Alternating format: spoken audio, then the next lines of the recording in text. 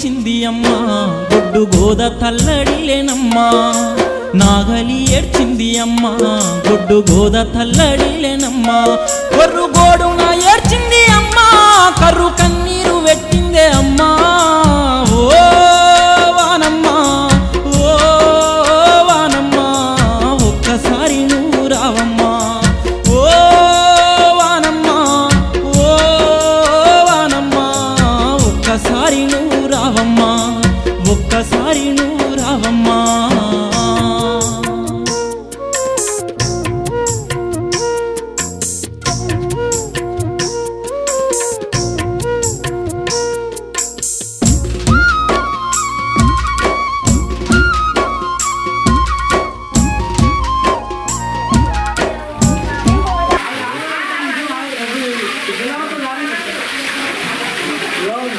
గుడిమిట్టపల్లిలోని యాదవ కులస్తులందరూ కలిసి కూడా ఇంటింటి నుంచి వెళ్ళి ప్రతి ఒక్కరు కూడా బిందె నీళ్లు పట్టుకొని అపర భగీరథుడు అయినటువంటి ఆ శివునికి మరియు కాపలాదారుడు అయినటువంటి నందీశ్వరునికి నీరాభిషేకం చేయడం జరిగింది. ఎందుకు అంటే మన ప్రస్తుత పరిస్థితి చూస్తే వర్షాకాలం అనేది రాకుండా పోయి ఈ ఎల్లినో ప్రభావం వల్ల ఈ పరిస్థితుల ప్రకారం మనకు వర్షం అనేది లేకుండా పోయింది. కాబట్టి ఈరోజు ఆ వర్ణదేవుడు కనికరించాలని చెప్పని అపర భగీరథుడైనటువంటి జటాజుటం ఉన్నటువంటి గంగాదేవిని దివి నుండి భూమికి దించాలని చెప్పని కూడా మా ప్రజలందరూ కూడా మహిళా సోదరిమణులందరూ కూడా కోరుకోవడం జరిగింది, ప్రార్థించడం జరిగింది.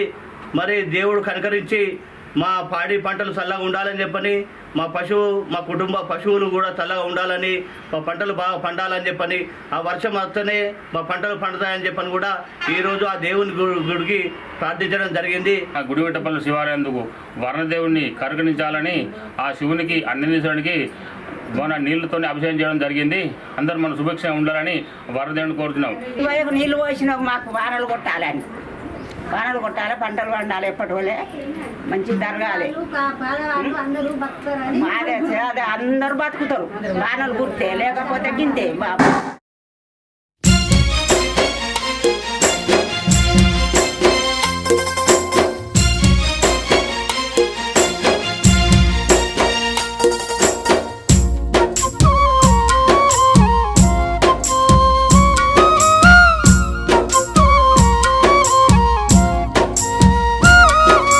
నాగలి ఏడ్చింది అమ్మా గొడ్డు గోద తల్లడిలేనమ్మా నాగలి ఏడ్చింది అమ్మా గొడ్డు గోద తల్లడిలేనమ్మా కొర్రు గోడున ఏడ్చింది అమ్మా కర్రు కన్నీరు వెట్టిందే అమ్మా ఓ వానమ్మా ఓ వానమ్మా ఒక్కసారి నువ్వు రావమ్మా ఓ వానమ్మా ఓ వానమ్మా ఒక్కసారి నువ్వు రావమ్మా ఒక్కసారి నువ్వు రావమ్మా.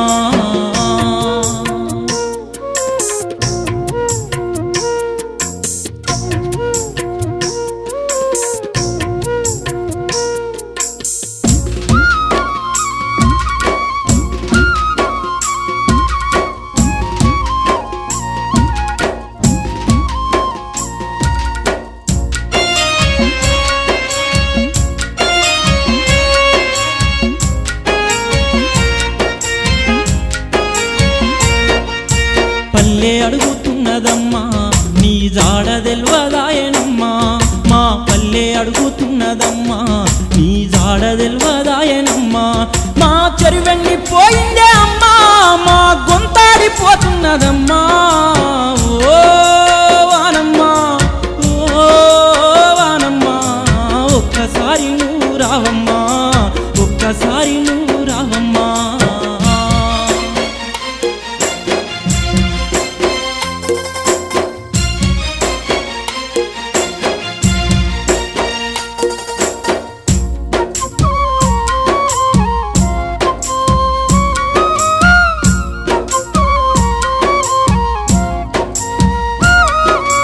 పచ్చని పంటలు అమ్మా వాడిపోయి తలలు వాల్చెనమ్మా మా పచ్చని పంటలు అమ్మా వాడిపోయి తలలు వాల్చెనమ్మా ఆ కొంగ బావ ఎచ్చనమ్మా నీకై